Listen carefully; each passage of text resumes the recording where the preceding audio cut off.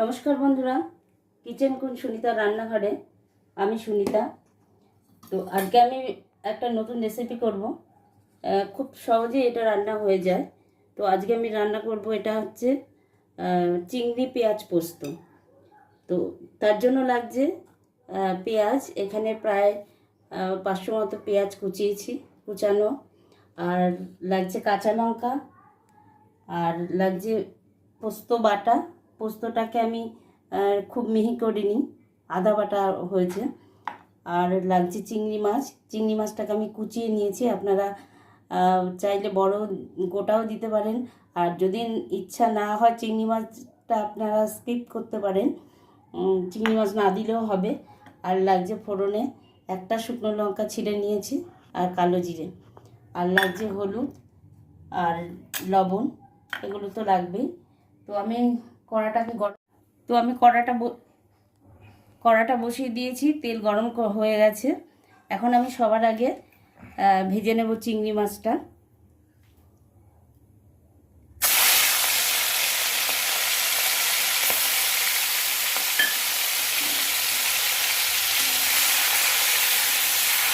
চিংড়ি মাছটা খুব বেশি ভাজা করব না, অল্পই ভেজে নেব।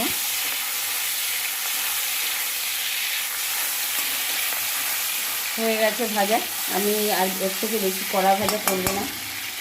তো আমি মাছটাকে এবার তুলে নেব।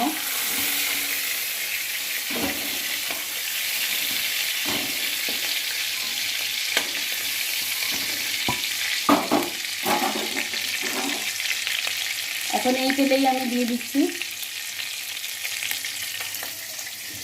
কালো জিরে আর শুকনো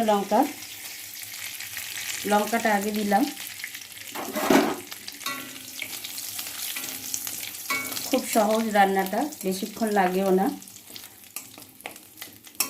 আর দেব কালো জিরে।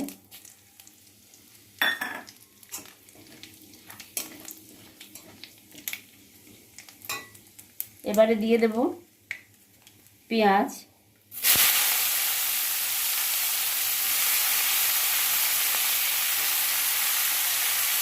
কাঁচা লঙ্কা আর পেঁয়াজ একসাথেই দিয়ে দিলাম।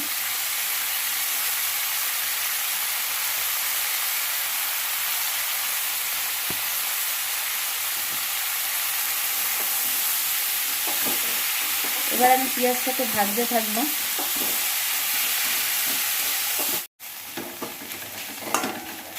তো বন্ধুরা, পেঁয়াজটা আমার অনেকটা রঙটা চেঞ্জ হয়ে গেছে, লাল লাল ভাব হয়ে গেছে।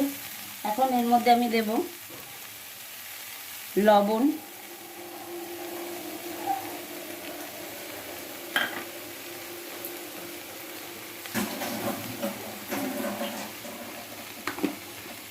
আর দেব হলুদ,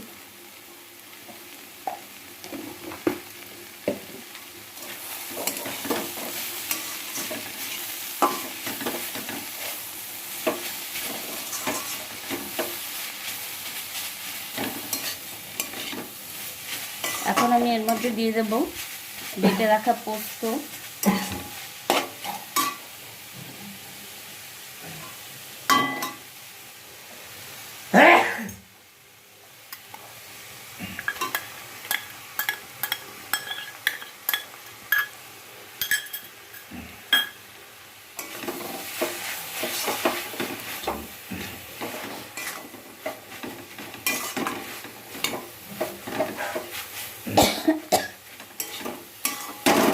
পোস্তটা দিয়ে দিলাম আমি।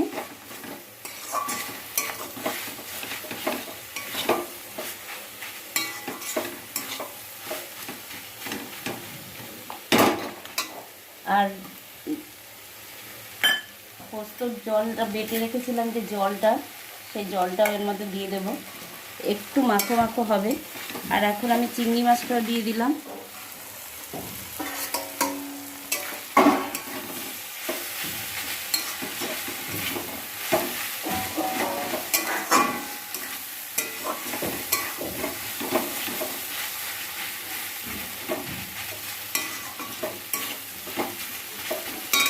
এবার আমি বেটে রাখা যে শিলনোড়া যে বেটেছি পোস্তটা, তার সে ধোয়া জলটুকু আমি দিয়ে দেবো।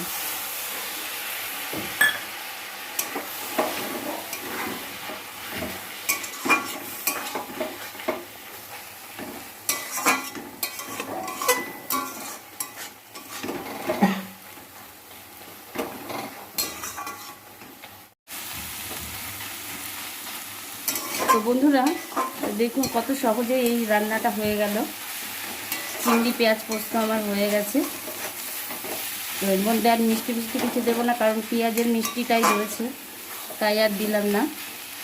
তো আমার এই রান্নাটা আপনাদের কেমন লাগলো আপনারা অবশ্যই কমেন্টে জানাবেন, আর আপনারাও করে খেয়ে দেখবেন, খুব ভালো লাগে খেতে এটা। পেঁয়াজ পোস্ত, পেঁয়াজটা একটু বেশি লাগে ঠিকই, কিন্তু খেতে খুব ভালো। তো আর বন্ধুরা আমার চ্যানেলটিকে সাবস্ক্রাইব করবেন, পাশে থাকা বেল আইকনটি প্রেস করবেন, যাতে আমি আবার নতুন কোনো ভিডিও আপনারা দিলে আপনারা খুব সহজেই পেয়ে যান। তো আজকে আমার এই পেঁয়াজ পোস্তটা হয়ে গেছে, এখন আমি নামিয়ে নেব। আপনারা সুস্থ থাকবেন, ভালো থাকবেন, আর আমার পাশে অবশ্যই এইভাবে থাকবেন। তো নমস্কার, তাহলে আমার রান্নাটা আমি কমপ্লিট করলাম।